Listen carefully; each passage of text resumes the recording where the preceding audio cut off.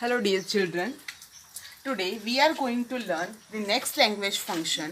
Doer is not important. So doer, what is the meaning of doer? Do એટલે કાર્ય કરવું અને એના પરથી જ doer કાર્ય કરનાર વ્યક્તિ એટલે કે કર્તા. X for example, learn પરથી learner.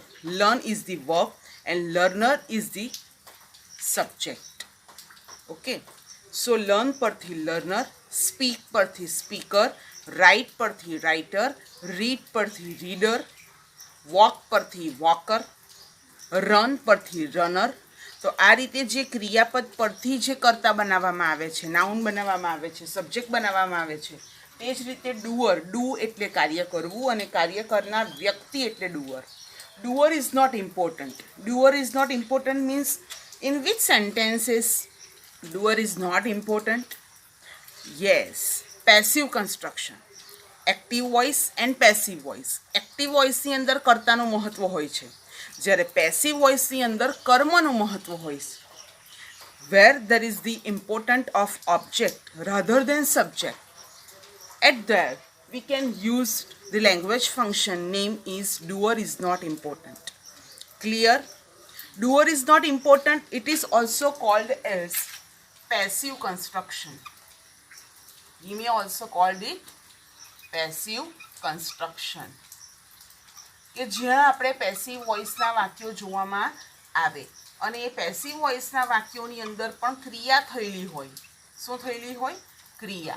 ક્રિયા થયેલી હોવાને લીધે આપણે એને ડિસ્ક્રાઇબિંગ એક્શન તરીકે પણ ડિસ્ક્રાઇબ કરી શકીએ છીએ. So there are three same title: doer is not important, passive construction and describing action. આ ત્રણે ત્રણ આપણે એને કહી શકીએ છીએ. ફોર એક્ઝામ્પલ, એક્ઝામ્પલ્સની અંદર જોઈએ તો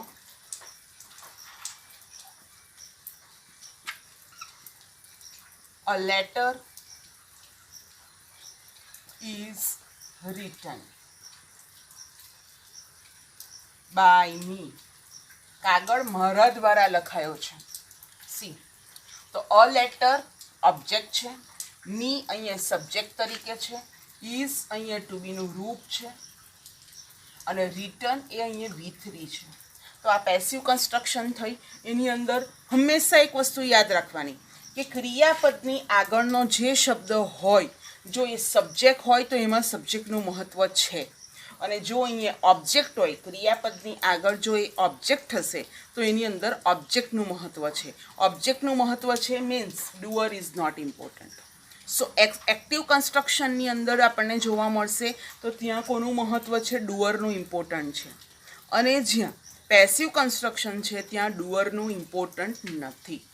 સો we may also called it this type of questions. Next example is a car is driven. We may also call this half sentence also. It is also meaningful sentence. Car હંકાઈ રહી છે, કોઈકના દ્વારા car હંકાઈ રહી છે. તો એની અંદર પણ ઇઝ ડ્રાઈવન, ઇઝ ટુ બીનું રૂપ છે, ક્રિયાપદની આગળ આ ટુ બીનું રૂપ, ડ્રાઈવન ત્રીજું રૂપ, અને એની આગળ ઓબ્જેક્ટ આપેલો છે. અને એ જે ઓબ્જેક્ટ આપેલો છે એનું ઇમ્પોર્ટન્સ વધારે છે, એટલા માટે અહીંયા ડુઅર ઇઝ નોટ ઇમ્પોર્ટન્ટ આવશે. તો આને માટે આપણે એક્ટિવ અને પેસિવ વોઇસનું ટેબલ લખવું પડશે અને પછી એક્ઝામ્પલ્સ જોઈએ.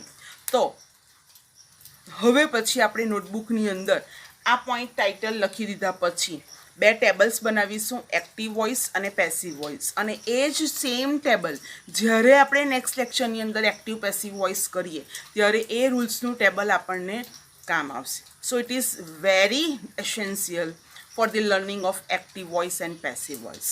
So please open your notebook and note down this and make two parts of the page. One side active voice and another side passive voice. Okay students?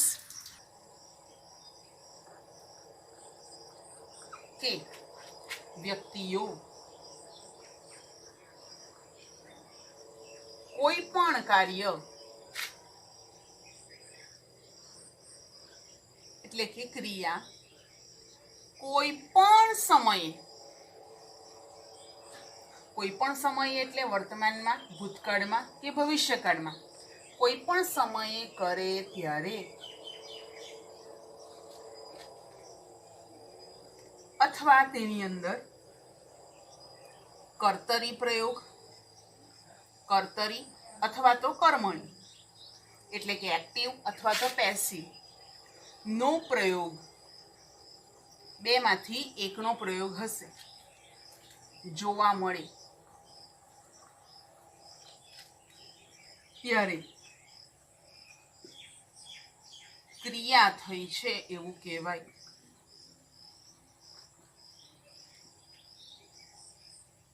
एवा संदर्भमां describing action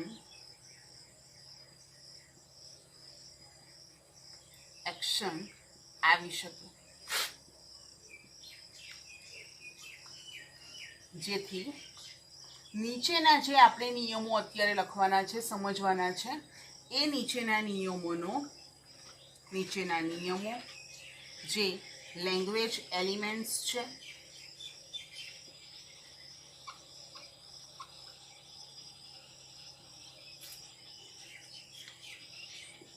ધ્યાનમાં રાખીશું।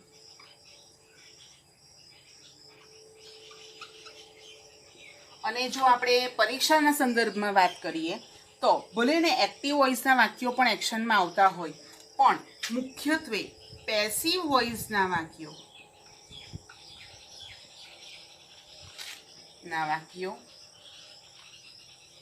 અભ્યાસક્રમ મુજબ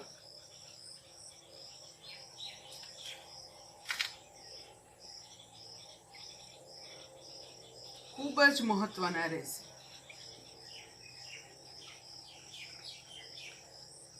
એટલે આપણે જે એક્ઝામ્પલ્સ જોવાના છે એ મોટે ભાગે 99% બધા જ વાક્યો પેસિવ વોઇસના હશે ત્યારે એમાં એક્શન થઈ છે એવું કહેવાય। એકચ્યુઅલી કર્તરી પ્રયોગ બી થયો તો બી એક્શન તો થઈ જ અને કર્મણીમાં બીજા દ્વારા કામ કરાવવામાં આવ્યું એટલે એ પણ કાર્ય તો થયું જ। એટલે ડિસ્ક્રાઇબિંગ એક્શનની અંદર આ એનો યુસેજ છે, નોટ્સ છે કે ક્યારે એનો ઉપયોગ આપણે કરવાનો છે। હવે એના આપણે રૂલ્સ અને એક્ઝામ્પલ્સ જોઈ લઈએ।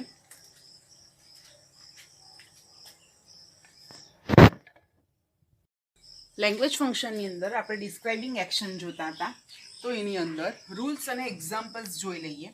તો એના એલિમેન્ટ્સની અંદર એક્ટિવ અને પેસિવ વોઇસ જે તમે શીખી ગયા છો એ બધા જ ટોપિકનો સમાવેશ થશે।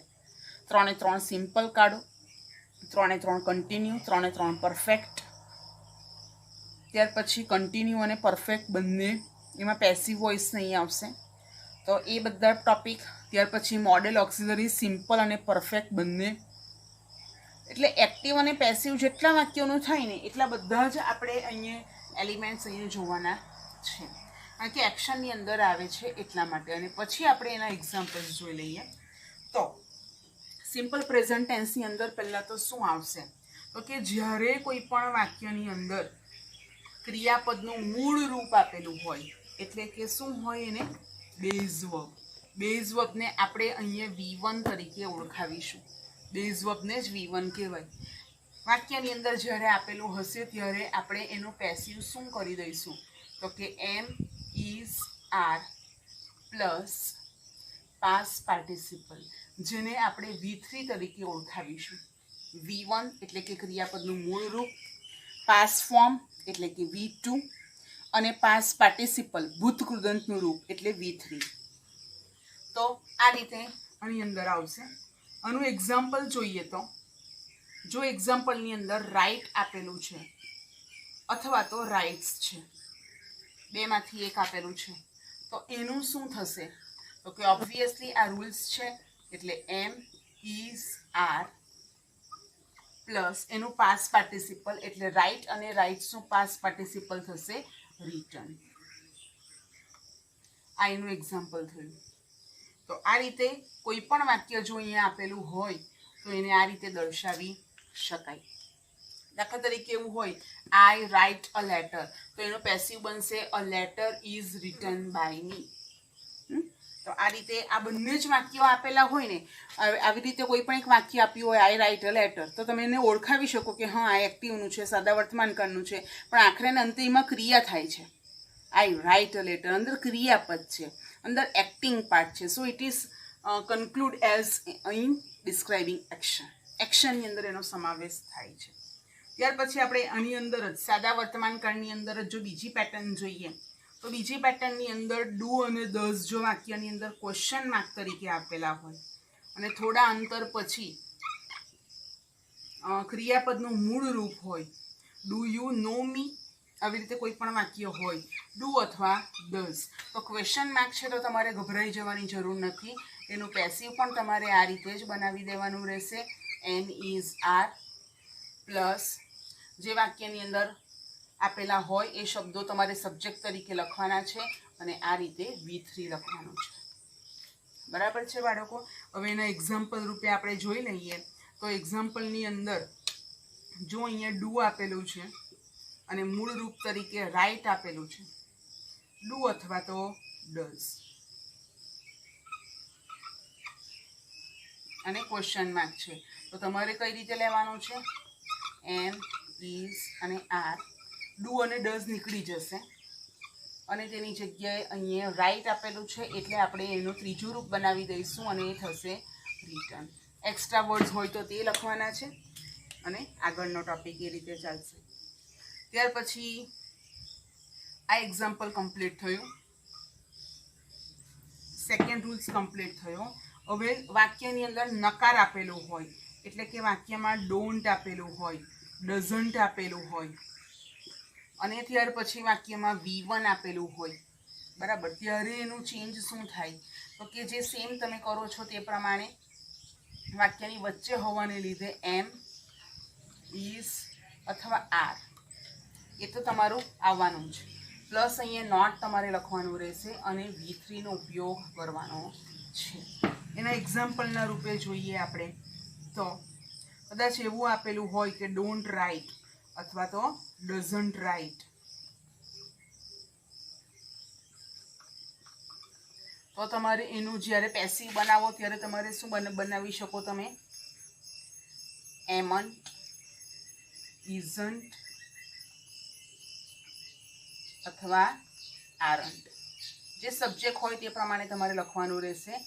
આરન્ટ પ્લસ અહીંયા ત્રીજું રૂપ તરીકે આવશે એટલે રિટર્ન, રાઇટનું રિટર્ન. એટલે ક્વેશ્ચન માર્ક હોય તો ક્વેશ્ચન માર્ક રાખશું, નોટ જ્યાં હોય તો અહીંયા એમન્ટ, ઇઝન્ટ અને આરન્ટ તરીકે આપણે યુઝ કરી શકીએ. તો આ રીતે સાદા વર્તમાન કાળના રૂલ્સ છે. તો આ રીતે કોઈ પણ વાક્ય હોય, આઈ ડોન્ટ નો અબાઉટ યુ, તો આ વાક્યને ઓળખો એવું કહેવામાં આવે, આઈડેન્ટિફાઈ ધ લેંગ્વેજ ફંક્શન. તો I don't know about you, I don't know where the school starts. તો આવી રીતે જો કોઈ પણ વાક્ય આપેલા હોય ને તો એ વાક્યના લેંગ્વેજ ફંક્શનનું નામ શું છે? તો કે ડિસ્ક્રાઇબિંગ એક્શન છે. એક્ટિવ અને પેસિવ બંનેના વાક્યોની અંદર. તો આપણે આ સાદા વર્તમાન કાળના રૂલ્સને નોટ કરી લઈશું. આ આપણે શીખ્યા છે એક. હવે આપણે 15 થી 16 ટોપિક ભણવાના છીએ. સો note down this and write this in your notebook. આપણે સેકન્ડ રૂલ્સ પર જઈએ. તો સેકન્ડ રૂલ્સની અંદર સિમ્પલ પાસ્ટ ટેન્સ, સાદો ભૂતકાળ. સાદા ભૂતકાળની અંદર જ્યારે હકારાત્મક વાક્ય હોય, સ્ટેટમેન્ટ હોય, ત્યારે જો ક્રિયાપદનું ભૂતકાળનું રૂપ આપેલું હોય, ફોર એક્ઝામ્પલ વાક્યમાં રોટ છે, આઈ રોટ અ લેટર, તો એની અંદર જ્યારે પેસિવ બનાવીએ ત્યારે વોઝ, વર ની સાથે ક્રિયાપદનું ત્રીજું રૂપ રહેશે. સબ્જેક્ટની જગ્યાએ ઓબ્જેક્ટ, ઓબ્જેક્ટની જગ્યાએ સબ્જેક્ટ, એ તો તમે શીખી જ ગયા છો. પણ અહીંયા વાક્ય જ્યારે એક્ટિવ અને પેસિવનું જોવા મળે અને આઈડેન્ટિફાઈ ધી લેંગ્વેજ ફંક્શન હોય ત્યારે તમારે આ વાક્યને એક્શનમાં ગણાવવાનું છે. તો રોટનું વોઝ, વર રિટર્ન થશે. એ જ રીતે અહીંયા ક્વેશ્ચન, ઇન્ટ્રોગેટિવ સેન્ટેન્સ આપેલું છે, ડીડ જો શરૂઆતમાં છે અને ડીડ શરૂઆતમાં આવવાથી ક્રિયાપદનું મૂળ રૂપ આપેલું છે, તો એની અંદર વોઝ કે વર, ડબલ્યુ કેપિટલ રહેશે, શરૂઆતમાં વોઝ અથવા વર આવશે અકોર્ડિંગ ટુ સબ્જેક્ટ. અને એની અંદર જ્યારે તમે એને V1 છે તો એનું V3 બની જશે અને ક્વેશ્ચન માર્કનું ક્વેશ્ચન માર્ક જ રહેશે. નકારાત્મક વાક્યની અંદર ડીડન્ટ આપેલું છે તો એ ક્રિયાપદના મૂળ રૂપ સાથે આપેલું હોય, નોટ આપેલું છે એટલા માટે એ ક્રિયાપદનું મૂળ રૂપ જ આવે.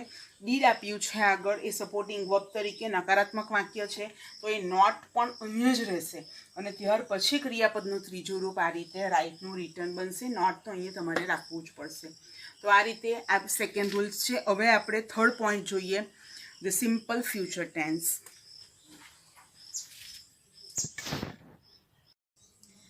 લેંગ્વેજ ફંક્શનમાં ડિસ્ક્રાઇબિંગ એક્શનની અંદર આપણે ફર્સ્ટ રૂલ જોયો, સેકન્ડ રૂલ જોયો અને હવે આપણે થર્ડ રૂલ પર જઈએ. ધ સિમ્પલ ફ્યુચર ટેન્સ, સાદો ભવિષ્યકાળ. સાદા ભવિષ્યકાળની અંદર એક્ટિવ અને પેસિવના આ પ્રમાણેના દરેક વાક્યો કોઈ પણ આવે તો એને ડિસ્ક્રાઇબિંગ એક્શનની અંદર જ કાઉન્ટ કરવામાં આવે. ફોર એક્ઝામ્પલ વાક્યમાં શું હોય તો આ રૂલ્સ છે અને એની નીચે એના એક્ઝામ્પલ્સ છે. રૂલ્સ છે, એક્ઝામ્પલ્સ છે, રૂલ્સ છે અને એક્ઝામ્પલ્સ છે. તો રૂલ્સ તરીકે જોઈએ તો શેલ વિલ આપેલું હોય, ક્રિયાપદનું મૂળ રૂપ આપેલું હોય તો એનું શું થાય તો કે શેલ વિલ, ત્યાર પછી બી લાગે અને કોઈ પણ ક્રિયાપદ જો આપેલું હોય એ જ ક્રિયાપદનું આપણે ત્રીજું રૂપ લઈશું. For example shall will write. Shall will write હોય તો shall will be written. Shall will બંને સાથે તો આવવાના જ નથી, કોઈ પણ એક આવી શકે. તો ત્યાં તેની સાથે બી આવશે અને બી સાથે ક્રિયાપદનું ત્રીજું રૂપ આવે. For example shall will go આપેલું હોય તો શેલ વિલ બી ગોન થશે.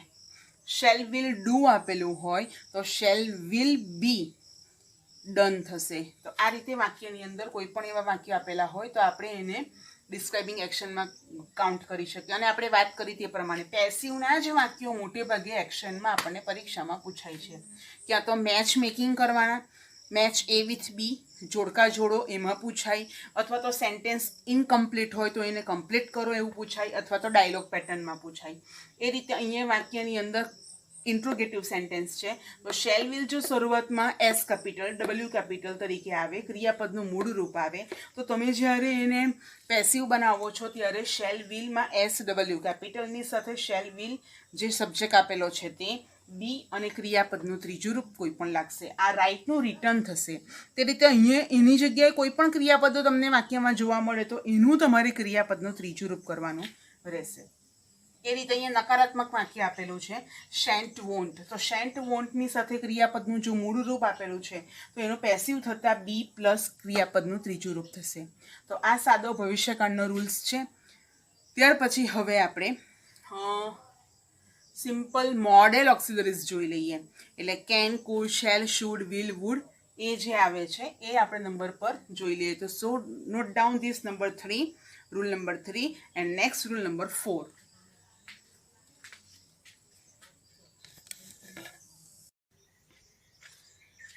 લેંગ્વેજ ફંક્શનની અંદર ફોર્થ રૂલ્સ જોઈએ આપણે. Simple modal auxiliaries. મોડેલ ઓક્સિલરીઝને એને પણ આપણે કહી શકીએ. મોડેલ ઓક્સિલરીઝની અંદર કયા કયા શબ્દો આવે તો કે shall, should, will, would, can, could, may અને might, must, ought to, need to, dare to એવા શબ્દો પણ આવી શકે. પણ આપણે અત્યારે અહીંયા જે આટલા શબ્દો લીધા છે એને સિમ્પલ મોડેલ ઓક્સિલરીઝની સાથે ક્રિયાપદનું મૂળ રૂપ આવે એટલે કે V1 કહી શકાય. તો એ V1 જો એક્ટિવમાં આવે તો એનું પેસિવ શું થાય તો શેલ આવે તો શેલ, શુડ આવે તો should, should plus be plus V3 આ રીતે એનો પેસિવ બનશે. એટલે એ પ્રમાણે જો અહીંયા એક્ઝામ્પલ આપેલું હોય પરીક્ષાની અંદર કે I should write a letter તો a letter should be written by me. આ રીતે એનું પેસિવ બને. અને આ વાક્યને ઓળખવું હોય તો એ ડિસ્ક્રાઇબિંગ એક્શનનું છે એવી રીતે આપણે ઓળખી શકીએ. ખ્યાલ આવ્યો બાળકો? તો અહીંયા એક એક્ઝામ્પલ આપેલું છે. ફોર એક્ઝામ્પલ માઇટ આપેલું હોય, માઇટ વિન તો અહીંયા થશે માઇટ બી વોન. હા, પછી સબ્જેક્ટની જગ્યાએ ઓબ્જેક્ટ ને ઓબ્જેક્ટની જગ્યાએ સબ્જેક્ટ અને બાય સાથે સબ્જેક્ટ લાસ્ટમાં આવશે યોગ્ય ફેરફાર સાથે. એ તો નિયમ તમારે લગાવવાનો જ. પણ એ જ્યારે વાક્ય આખું ઓલરેડી આપેલું હોય અને એની ઉપર સૂચના હોય આઈડેન્ટિફાય ધી લેંગ્વેજ ફંક્શન તો એ ડિસ્ક્રાઇબિંગ એક્શનનું બનશે. ત્યાર પછી આપણે 5મો પોઈન્ટ જોઈ લઈએ અને એની અંદર બધા કન્ટિન્યુઅસ ટેન્સ આવશે. 5મા રૂલ્સ પ્રમાણે જોઈએ તો આપણે હવે બધા જ કન્ટિન્યુઅસ ટેન્સ જોવાના છે.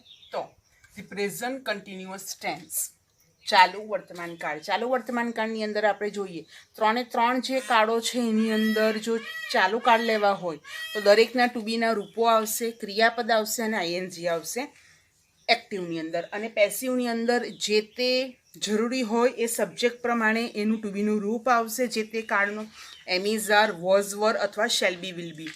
અને એની સાથે બીઈંગ લખવાનું છે કારણ કે અહીંયા આઈએનજી આપેલું છે ક્રિયાપદને.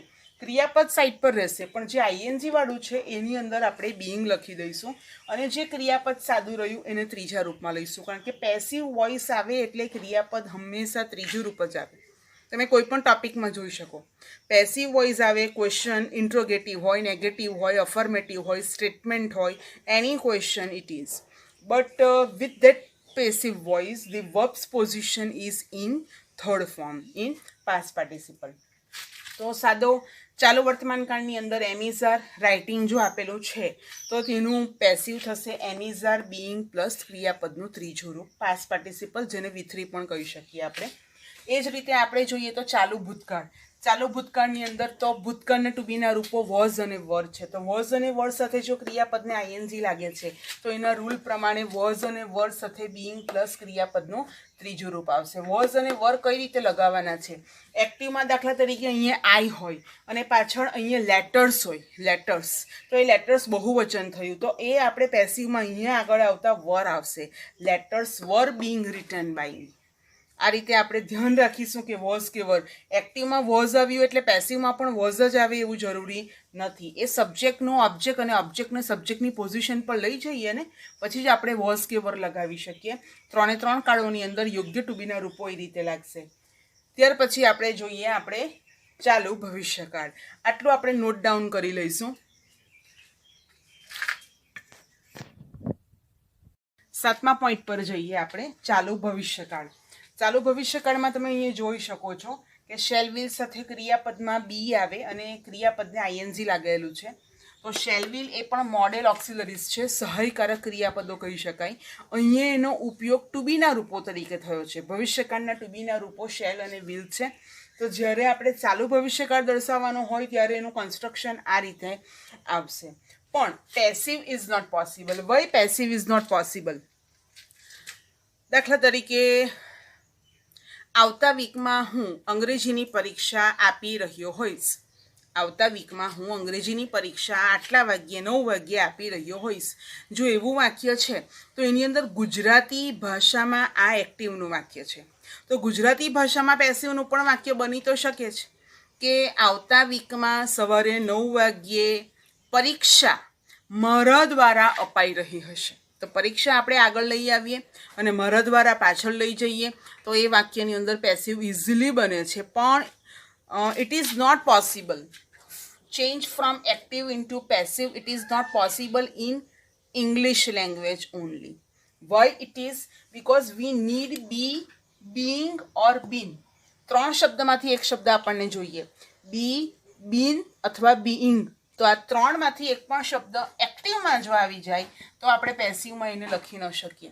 રિપીટ, જો એક્ટિવની અંદર બી, બીન અથવા બીઇંગ, BEING, આ 3માંથી કોઈ પણ એક શબ્દ જો એક્ટિવમાં આવી ગયા તો આપણાથી એનું પેસિવ કોઈ દિવસ પણ બની શકે એમ નથી. એટલા માટે આ બી શબ્દ એક્ટિવમાં આવી જવાને લીધે આપણી પાસે પેસિવમાં કંઈ પણ રહેતું નથી અને એને લીધે આપણે એને ચાલુ ભવિષ્યકાળમાં પેસિવ બનાવી શકીએ નહીં. અંગ્રેજી ભાષામાં માત્ર, ગુજરાતી ભાષામાં આપણે એને બનાવી શકીએ છીએ. ત્યાર પછી 3 એ 3 આપણા કન્ટિન્યુઅસ કમ્પ્લીટ થયા. હવે આપણે 3 એ 3 પરફેક્ટ જોવાના છે.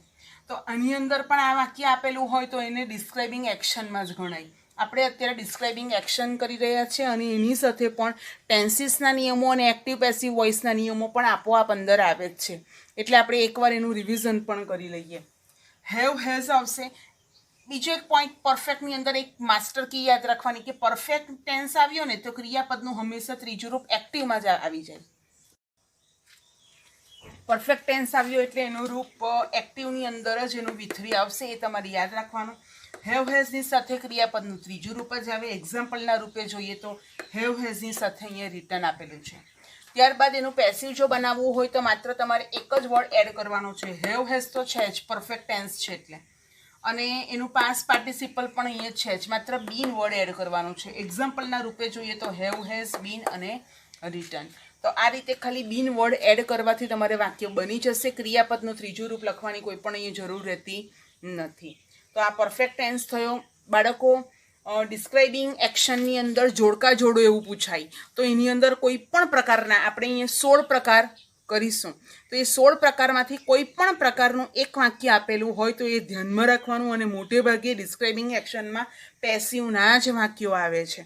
તો એ પેસિવનું એક વાક્ય હશે અને સામે કોઈ પણ એક જગ્યાએ નાઇસટીઝ હોય, કોન્ટ્રાસ્ટ હોય, પર્પઝ હોય, ડિસ્ક્રાઇબિંગ પર્સન હોય, થિંગ હોય, એક્શન હોય તો એ એક્શનની અંદર તમારે પ્રાયોરિટી એને ફર્સ્ટ આપવાની રહેશે. એટલે બધા લેંગ્વેજ ફંક્શન તમે ઇન્ડિવિજ્યુઅલ ક્લોઝ રીડિંગ કરશો ને તો તમને બેનિફિટ છે. કેમ? જ્યારે બધા લેંગ્વેજ ફંક્શન મેશઅપ થશે ને ત્યારે મેશઅપ થયાની સાથે તમારે એનો રૂલ એકદમ યાદ રાખવા પડશે. તો હવે આપણે નેક્સ્ટ પોઈન્ટ જોઈશું 9 નંબર. નેક્સ્ટ નંબર આપણે જોઈએ તો પરફેક્ટ પાસ્ટ ટેન્સ, પૂર્ણ ભૂતકાળ. ભૂતકાળની અંદર કોઈ પણ ક્રિયા પૂર્ણ થઈ ગઈ હતી એવું જ્યારે દર્શાવવાનું હોય અને એવું વાક્ય જ્યારે આપણી પાસે એક્ટિવ અથવા પેસિવનું આવેલું હોય ત્યારે ડિસ્ક્રાઇબિંગ એક્શન છે એવું આપણે ડિસ્ક્રાઇબ કરી શકીએ. તો હેડ સાથે ક્રિયાપદનું ત્રીજું રૂપ આવશે. હેડ્સ અને એનું પેસિવ બનાવીએ ત્યારે had plus bin plus V3. આપણે એક યાદ રાખવાનું કે હેવ હેઝ આવે એટલે પૂર્ણ વર્તમાન કાળ અને હેડ આવે એટલે પૂર્ણ ભૂતકાળ. તો એની સાથે આપણે હેડ અને ત્રીજું રૂપની વચ્ચે માત્ર બીન લગાવી દેવાનું છે. જેમ આપણે પરફેક્ટ પ્રેઝન્ટ પરફેક્ટ ટેન્સની અંદર આપણે જોયું કે હેવ હેઝ લગાવેલું હોય તેમાં માત્ર આપણે બીન એડ કરી દીધું છે વચ્ચે. સેમ એવું જ કરવાનું છે. જ્યારે અહીંયા પણ પરફેક્ટ ફ્યુચર ટેન્સની અંદર પણ પૂર્ણ ભવિષ્યકાળની અંદર પણ કે ભવિષ્યના સમયમાં આટલા વાગ્યે આ દિવસે આ ક્રિયા પૂર્ણ થઈ ગઈ હશે એવું દર્શાવવું હોય ત્યારે શેલ અથવા વિલ સાથે, શેલનું શેલ જ રહે અને વિલનું પણ વિલ જ રહેશે. આપણે એના કાળમાં ફેરફાર કરવાની જરૂર નથી રહેતી. હેવ તો આપેલું જ છે એટલે આપણે હેવ પણ લખી દઈશું, માત્ર બીન લગાવવાનું છે. એટલે પરફેક્ટ ઓલ થ્રી ટેન્સીસની અંદર આપણે એક ધ્યાનમાં રાખીએ તો ક્રિયાપદનું ત્રીજું રૂપ જ આવે, એક્ટિવ હોય કે પેસિવ. પરફેક્ટ ટેન્સ આવ્યો એટલે હંમેશા એચ શબ્દ આવે, બરાબર. વર્તમાન કાળમાં જ પૂર્ણ વર્તમાન કાળમાં હેવ હેઝ, પૂર્ણ ભૂતકાળની અંદર હેડ અને પૂર્ણ ભવિષ્યકાળમાં શેલ વિલ સાથે હેવ, બરાબર. અહીંયા ભલે ને હી શી કે ઈટ આપેલું છે પણ શેલ વિલ સાથે હી શી કે ઈટ આપેલું હોય તો પણ હેવનું હેવ જ રહેશે. ત્યાં આપણે બીજો કોઈ શબ્દ કે હેઝ ન લખી શકીએ. કેમ? એનું પ્રોટેક્શન અહીંયા છે. એને પ્રોટેક્ટિવ વર્ડ શેલ અને વિલ છે અને શેલ અને વિલ હી શી ઈટ સાથે પણ આગળ શેલ વિલ આવેલું હોવાને લીધે અંદર કંઈ પણ ચેન્જ થાય નહીં, એક્ટિવ હોય કે પેસિવ હોય. અને બીજી એક વસ્તુ યાદ રાખવાની, પરફેક્ટ ટેન્સની અંદર એક્ટિવમાંથી પેસિવમાં ફેરવીએ એટલે માત્ર હેવ હેઝ અને ત્રીજું રૂપની વચ્ચે, હેડ અને ત્રીજું રૂપની વચ્ચે, શેલ વિલ હેવ અને ત્રીજું રૂપની વચ્ચે માત્ર એક જ શબ્દ આવે અને એ છે બીન, BEEN. આટલું પરફેક્ટ ટેન્સમાં યાદ રાખશું તો એ બહુ ઇઝી ગોઈંગ રહેશે તમારા માટે. એક્ટિવ પેસિવનું પણ રિવિઝન થશે, ટેન્સીસનું પણ રિવિઝન આ રીતે થશે. So please note down this all points 9 and 10. હવે આપણે 11 નંબર પર જોઈએ પરફેક્ટ મોડેલ ઓક્સિલરીઝ.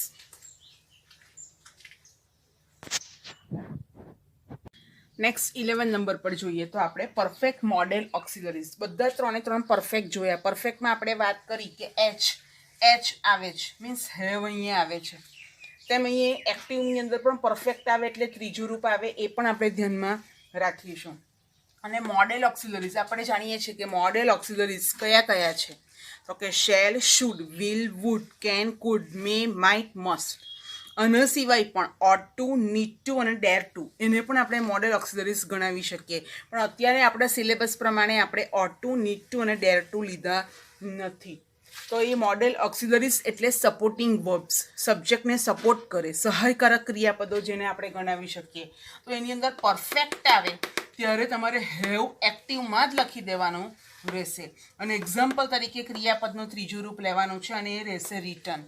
એનું પેસિવ બનાવો ત્યારે હેવ અને ત્રીજું રૂપ જે છે એ બેની વચ્ચે બીન લગાવી દેવાનું છે. આગળના પણ બધા ટોપિક જોયા તે પ્રમાણે. બીજી એક વસ્તુ યાદ રાખવાની છે કે શેલ જો આપેલું છે તો એનું પેસિવ શેલ જ રહેશે, એનું શૂટ કરવાની આપણે કોઈ જરૂર અહીંયા રહેતી નથી. માઇન્ડ વેલ. જો અહીંયા વિલ આપેલું છે તો તમારે પણ વિલ જ રવા દેવાનું છે. જો કેન આપેલું છે તો તમારે પણ કેન જ રવા દેવાનું છે જ્યારે આપણે એક્ટિવમાંથી પેસિવમાં અથવા પેસિવમાંથી એક્ટિવમાં ફેરવીએ ત્યારે. અને આવું એક વાક્ય આખું એક્ઝામ્પલના રૂપે કમ્પ્લીટ થાય તો એને આપણે ડિસ્ક્રાઇબિંગ એક્શનની અંદર જ ગણાવી શકીએ કે અંદર એક્શન તો થઈ ને, બરાબર. અહીંયા રિટર્ન હું એક્ઝામ્પલના રૂપે લખું છું, આની જગ્યાએ તમે કોઈ પણ વર્ડ લખી શકો. Ex for example must have gone, તો મસ્ટ હેવ બીન ગોન, બરાબર. એવી રીતે થશે. મે હેવ કમ, તો મે હેવ બીન કમ, મેનું મે જ રહેશે. Clear students? Okay. If any doubt just please send me a query. Okay, not down this 11 number point. Language ફંક્શનની અંદર ડિસ્ક્રાઇબિંગ એક્શન આપણે જોતા હતા. એની અંદર એક્ટિવ પેસિવ વોઇસના રૂલ્સ પ્રમાણે જે વાક્યોની અંદર ક્રિયા થતી જોવા મળે એને એક્શન ગણાવી શકાય. તો હવે આપણે 3 એવા ટેન્સ જોવાના છે કે જેના એક્ટિવ પોસિબલ છે, પેસિવ પોસિબલ નથી. અને એના નામ છે the present continuous perfect tense. વર્તમાનકાળ તો ખરો, પણ કયો? ચાલુ પૂર્ણ વર્તમાનકાળ, ચાલુ પૂર્ણ વર્તમાનકાળ, ચાલુ પૂર્ણ ભૂતકાળ અને ચાલુ પૂર્ણ ભવિષ્યકાળ. ક્રિયા ચાલુ છે, દરેકની અંદર ક્રિયા ચાલુ છે. તમે જોઈ શકો છો આઈએનજી આપેલું છે, 3 અંદર આઈએનજી આપેલું છે એટલે ક્રિયા ચાલુ છે. મેં તમને આગળ કહ્યું તેમ પરફેક્ટ ટેન્સ છે. પરફેક્ટ છે એટલે એચ આવે છે. વર્તમાન કાળમાં હેવ હેઝ, ભૂતકાળમાં હેડ અને ભવિષ્યકાળમાં શેલ વિલ સાથે હેવ. આપણે આગળ વાત કરી તેમ શેલવિલ આપેલું હોય અને આગળ જો આઈ, વી, યુ, હી, શીટ અને ધે, આ બધાની સાથે શેલવિલ જ આવે અને શેલવિલની સાથે હેવ જ આવશે. ત્યાં હી, શી કે ઇટ સાથે હેઝ લાગશે નહીં, કારણ કે આગળ શેલવિલ એક પ્રોટેક્ટર તરીકે છે, શેલવિલ એક સપોર્ટિંગ વર્બ તરીકે વર્ક કરે છે, એટલા માટે હેવ જ લખીશું. તો આની અંદર બધામાં આઈએનજી આવશે, હેવ, હેઝ, હેડ, શેલવિલ, હેવ સુધી. હવે એ ક્રિયાની અંદર પરફેક્ટ છે એટલે ત્યાં બીન આવી જશે. 3 બીન આપેલું છે. અને આપણે વાત કરી તેમ ગુજરાતી ભાષાની અંદર પેસિવ પોસિબલ છે, પણ અંગ્રેજી ભાષાની અંદર પેસિવ આનું પોસિબલ નથી. કેમ? એના રીઝન તમને કયા કે જો વાક્યની અંદર એક્ટિવમાં જ બી, બીન અને બીંગ, BEING, બીંગ, BEN બીન અને આ બીંગ જો શબ્દ આપેલો હોય તો તમારે એ એક્ટિવમાંથી પેસિવમાં તમે ફેરવી શકો નહીં, કારણ કે પેસિવમાં આપણને બી, બીન અને બીંગ આ 3માંથી એટલીસ્ટ એક તો જોઈએ, અને એ એકમાંથી આ બીન તો આ લોકોએ લઈ લીધું છે, એક્ટિવવાળાએ માંગી લીધું, પછી પેસિવમાં શું રહેવાનું? કંઈ નહીં રહી. એટલા માટે આપણે passive is not possible of this 3 tenses. So just note down this all points. Clear all of you? So it's very easy. અને આના રિલેટેડ કોઈ પણ વાક્ય હોય તો તમે એને કાઉન્ટ કરી શકો છો ડિસ્ક્રાઇબિંગ એક્શનની અંદર. ત્યાર પછીના આપણે 2 પોઈન્ટ જોઈ લઈએ.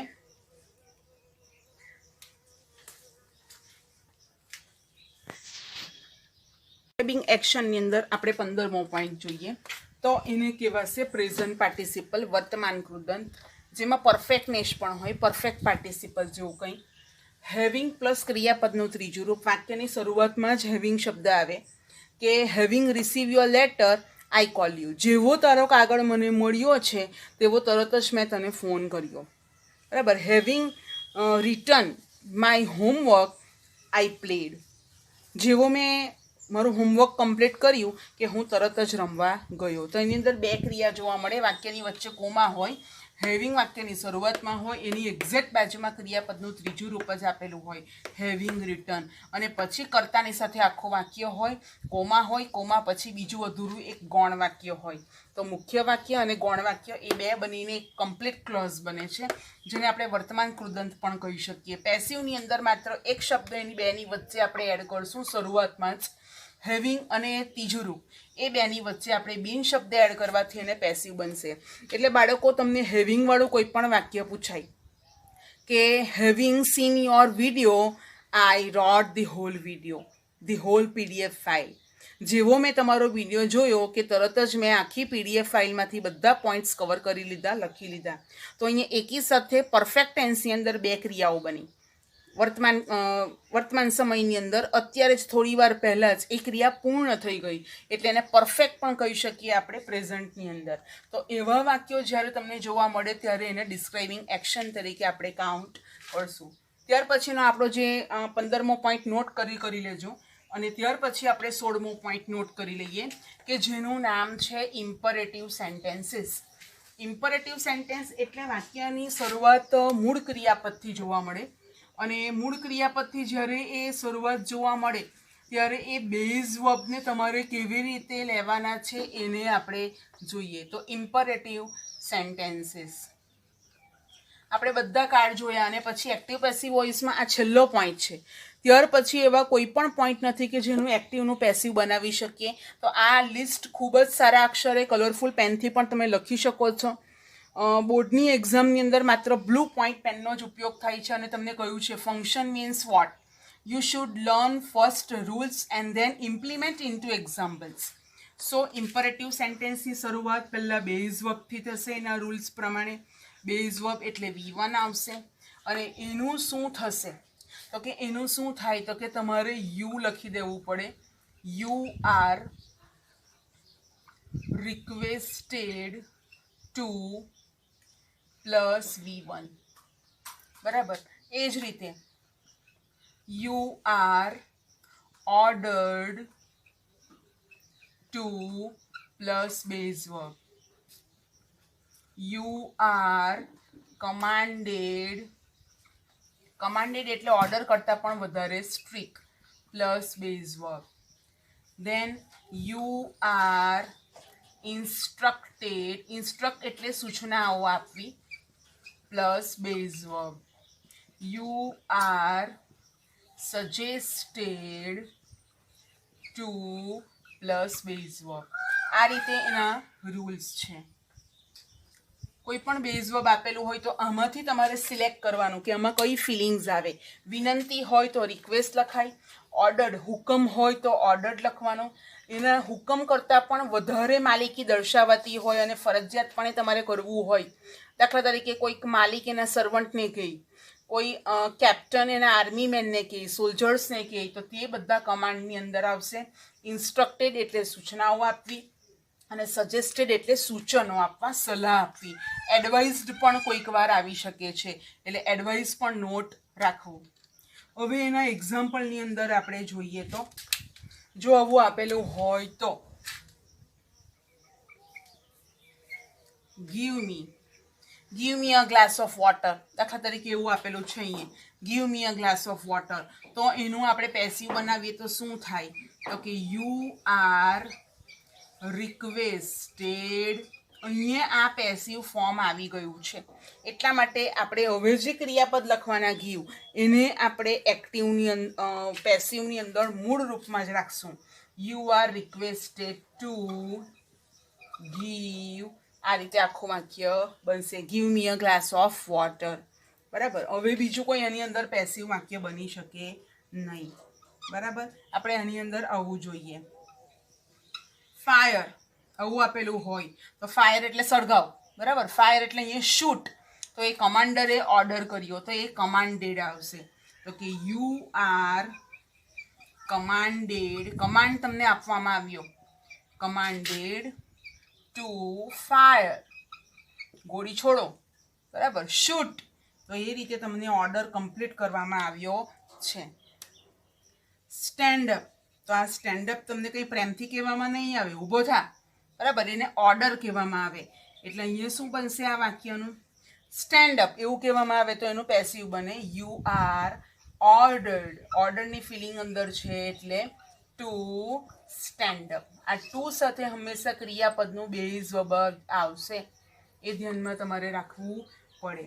આ રીતે તમે એક ફિલિંગ્સની અંદર નોટ કરી શકો છો. બરાબર. Do your work. બરાબર. આવું કંઈક તમને સજેશન આપવામાં આવે તો પણ you are instructed, suggested, advised એવું તમે નોટ કરી શકો છો. You are instructed to do your work. આ રીતે બાળકો એના એક્ઝામ્પલ બની શકે. બરાબર છે. આપણે એકાદ હજુ એક્ઝામ્પલ બનાવીએ તો ગો. તો એને સજેસ્ટેડ આપવામાં આવ્યું અથવા તો એડવાઇઝ કરવામાં આવ્યું તો you are suggested to go. બરાબર. એવું તમે બનાવી શકો. You are suggested to go. તો આવા વાક્ય તમે બનાવી શકો છો. આવા મોટે ભાગે તમને હાયર સ્ટડીઝમાં જ પૂછાશે 11th 12thમાં. પણ જો કદાચ બોર્ડનું પેપર ટ્વિસ્ટ કરીને આવે અને એકાદ બે માર્કનું તમને આવું જોવા મળે તો તમે એને મિસ ન કરી જાઓ એટલા માટે આપણે આ શીખી લીધો છે. આ 16 પોઈન્ટ બાળકો ક્યાં કામ આવશે? પહેલો પોઈન્ટ જેને આપણે પેસિવનું મહત્વ બનાવીને શીખ્યા છે એ ડિસ્ક્રાઇબિંગ એક્શનમાં કામ આવશે. ડિસ્ક્રાઇબિંગ એક્શનમાં એક્ટિવ અને પેસિવ બંને કામ આવે. છતાં પણ મોટે ભાગે પરીક્ષાના 10મા ધોરણના સિલેબસની અંદર આપણને ડિસ્ક્રાઇબિંગ એક્શનની અંદર 9th અને 10th બંનેમાં એ પેસિવના જ ફોર્મમાં કામ આવશે. આ એક ટોપિક. ત્યાર પછી બીજો ટોપિક આપણે જોઈએ તો એ જે એક્ટિવનું પેસિવ બનાવી દીધું, એ એક્ટિવનું પેસિવ અને પેસિવનું એક્ટિવ બનાવવા માટેનું એક પેરેગ્રાફ પૂછાય, ચેન્જ ધી ટેક્સ્ટ. તો એ ચેન્જ ધી ટેક્સ્ટનો આખો જે પેરેગ્રાફ છે એ ટેક્સ્ટની અંદર બધા છૂટા છૂટા વાક્યો ભેગા કરીને આપેલા હોય, એટલે ગભરાઈ નહીં જવાનું. એ વાક્યોને પણ તમને કન્વર્ટ કરતા આવડવું જોઈએ, અને એ તમને ઈટુ સરે, વિનોદ સરે તમને શીખવ્યું છે. ત્યાર પછી તમને ટેન્સીસનો પેરેગ્રાફ જ્યારે ચેન્જ કરવાનો આવે, ટેન્સ ચેન્જ કરવામાં આવે, પ્રેઝન્ટમાંથી પાસ, સિમ્પલ જ બંને, અથવા તો બધા મિક્સ ટેન્સનું હોય અને એ મિક્સ ટેન્સને કોઈક બીજા ટેન્સની અંદર ફેરવવાનું હોય, તો પણ તમને આ ટેબલ કામ આવશે. એટલે આખું આ જે ટેબલ 2-3 પાના ભરીને જે ટેબલ તમે સરસ અક્ષરે લખ્યું છે, પહેલાં રફલી બરાબર જોઈ લેજો, 1 વાર 2 વાર 3 વાર એને પચાવી લેજો, એને સમજી લેજો, અને પછી એને આ રીતે લખવાનો પ્રયત્ન કરજો. અત્યારે આપણે રૂલ્સ અને બધામાં એક એક્ઝામ્પલ શીખ્યા છે. હવે ડિસ્ક્રાઇબિંગ એક્શનની અંદર એક્ઝામ્પલ કેવા આવી શકે, ડિસ્ક્રાઇબિંગ એક્શનમાં તમારે શું કરવાનું છે એ આપણે જોઈ લઈએ. પહેલાં તમારે આ નોટ કરી લેવાનું છે અને પછી હેડિંગ આપશું describing એક્શનના examples.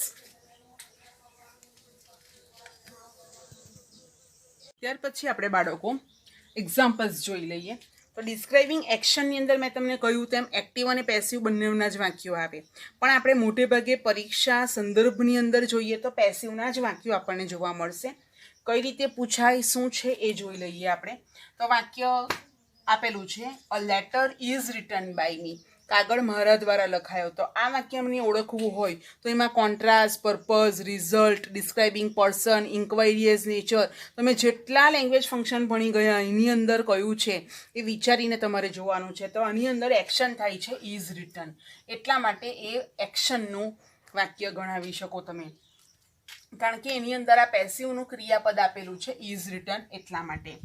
You are requested to keep silence, આપણે છેલ્લો જે પોઈન્ટ જોઈએ ઇમ્પરેટિવ્સનો, 2+ બેઝ વર્બ, એની અંદર અહીંયા પેસિવ ફોર્મ આવી જાય છે યુ આર રિક્વેસ્ટેડ, એટલે ડિસ્ક્રાઇબિંગ એક્શનની અંદર એ વાક્ય ગણાશે. Videos are seen by us, videos અમારા દ્વારા જોવામાં આવે છે. ક્રિયા જે સીન છે, સીન કરવાની ક્રિયા એની આગળનો શબ્દ જાતે કરતો નથી, બરાબર. રિક્વેસ્ટ કરવાની ક્રિયા યુ તો કરે છે, બરાબર છે. તો એવી રીતે તમારે એ પોઈન્ટ જોવાનો છે, ઓબ્જેક્ટ અને સબ્જેક્ટને શોધી કાઢવાના છે. તે રીતે the teachers day is celebrated on 5th September in our school, અમારી શાળાની અંદર ટીચર્સ ડે, શિક્ષક દિન 5મી સપ્ટેમ્બરને દિવસે ઉજવવામાં આવે છે. તો ટીચર્સ ડે જાતે નહીં ઉજવાઈ જાય, બીજા દ્વારા ઉજવવામાં આવે, બરાબર. તો આ વાક્ય પેસિવનું કહેવામાં આવે છે, અને આ વાક્યને ડિસ્ક્રાઇબિંગ એક્શનમાં પણ આપણે જોઈ લઈએ. ત્યારબાદ ધી યોગા ડે ઇઝ, આ વાક્ય તમારે જાતે બનાવવાનું છે. The yoga day is celebrated on 21st June by all the people of the world, આ રીતે પણ તમે નોટ કરી શકો છો. અથવા તો એવું પણ ચાલે, the yoga day is celebrated, બસ આટલું વાક્ય લખો તો પણ તમારું એ વાક્ય એક્શન તો થઈ જ કહેવાય, કારણ કે ક્રિયાપદ અંદર આવી ગયું. The kite day is celebrated on 14th January by us, અથવા એવું પણ ચાલે, a kite day is not celebrated by us as we decided, અમે નક્કી કરેલું છે કે હવે અમે કાઇટ ડે સેલિબ્રેટ કરશું નહીં, એવું પણ વાક્ય તમે બનાવી શકો છો. Homework is completed by the students, એવું પણ બનાવાય. Homework is completed or finish by me, એવું પણ બનાવાય. હોમવર્ક ઇઝ રિટન, એવું પણ બનાવાય, બરાબર. એટલે તમે કોઈ પણ રીતે આ વાક્યને બનાવી શકો છો. તમને પરીક્ષામાં આ 4 પ્રકારના વાક્યો આપ્યા છે, એ રીતે પૂછાય. અને બ્રેકેટમાં આ ડેશ પછી બ્રેકેટની અંદર ડિસ્ક્રાઇબિંગ એક્શન લખેલું હશે, આ એક રીતે પૂછાય. અને બીજી રીત પૂછાશે જોડકા જોડો, એક તરફ બધા વાક્યો આપ્યા હોય અને બીજી તરફ લેંગ્વેજ ફંક્શનના નામો આપેલા હોય, તો એમાંથી તમારે એ નામોને સિલેક્ટ કરવાના છે. આ કોલમ એ તો તમારે લખી જ દેવાની અને બી તમારે સિલેક્ટ કરવાની છે. આના પછીના લેક્ચરની અંદર આપણે જેટલા અત્યાર સુધીના લેંગ્વેજ ફંક્શન ભણી ગયા એના આપણે એક્ઝામ રિલેટેડ કેવું પૂછાય એ એક લેક્ચરની અંદર રિવિઝન લેક્ચર્સ જોઈશું. Tickets of railway are sold here, અહીં વેચાય છે, SOLD sold, sold here. Separated here, અહીં છૂટી પડવામાં આવે છે, એવું પણ તમે નોટ કરી શકો છો. A car is driven by my father, car મારા પપ્પા દ્વારા ચલાવવામાં આવે છે. A car is washed by me એવું પણ લખાય. બરાબર છે. આઈ ડોન્ટ નો, હવે આ રીતે પણ તમે વેન વાળું એડવર્બ ક્લોઝ તમે યુઝ કરી શકો છો અને તે રીતે પણ તમારું વાક્ય બને. આઈ ડોન્ટ નો વેન, ક્યારે the result will be declare. તો વિલ બી ડિક્લેર્ડ અહીંયા પેસિવ છે. અહીંયા જવાબ મેં લખી જ દીધો છે, એટલે ખાલી તમને એક નવું વાક્ય મળે એટલા માટે I don't know when. When અહીંયા કન્જક્શન તરીકે યુઝ થયું છે, કનેક્ટર છે. The result will be declare, result જાતે તો ડિક્લેર નહીં જ થાય, બીજા દ્વારા મેન દ્વારા જ ડિક્લેર થવાનું છે. તો રિઝલ્ટ વિલ બી ડિક્લેર્ડ, તો એ ભવિષ્યકાળ વિલ બી ડિક્લેર્ડ. તો આ તમે બધા રૂલ્સ ભણી ગયા છે. જે અંડરલાઇન પાર્ટ કરેલા છે રૂલ્સની અંદર જોજો કે આ કયો કાર્ડ છે, એની બાજુમાં એ ટેન્સીસનું નામ લખજો, નંબર લખજો, એટલે તમને ખ્યાલ આવશે. અને આ 4 વાક્યો આપણે જવાબ હું બોલી જ ગઈ છું, એ વિડીયોમાં એના જવાબો છે જ, તમારે એને યાદ કરીને જોઈને સમજીને લખી દેવાના રહેશે. તો અહીં બાળકો આપણો ડિસ્ક્રાઇબિંગ એક્શન નામનો ટોપિક પૂરો થયો છે. હજી કોઈને પણ કંઈ પણ સમજ ન પડી હોય તો તમે ક્વેરી બોક્સની અંદર તમારો વોઇસ મેલ પણ કરી શકો છો, કોઈ પીક પાડીને પણ સેન્ડ કરી શકો છો. ગ્રેમરની બુક પણ વિશી ખત્રી સાહેબની BS છે, કુમાર છે, એ બધી બુકનો પણ તમે રિફર કરી શકો છો. અથવા તો આજે જે લખાવ્યું છે એને વારંવાર તમે વાંચીને પચાવી શકો છો. તો આજે આપણો ડિસ્ક્રાઇબિંગ એક્શનનો અહીંયા પોઈન્ટ કમ્પ્લીટ થાય છે. આવતા લેક્ચરમાં આપણે નેક્સ્ટ લેંગ્વેજ ફંક્શન ભણીશું. Okay, have a nice day.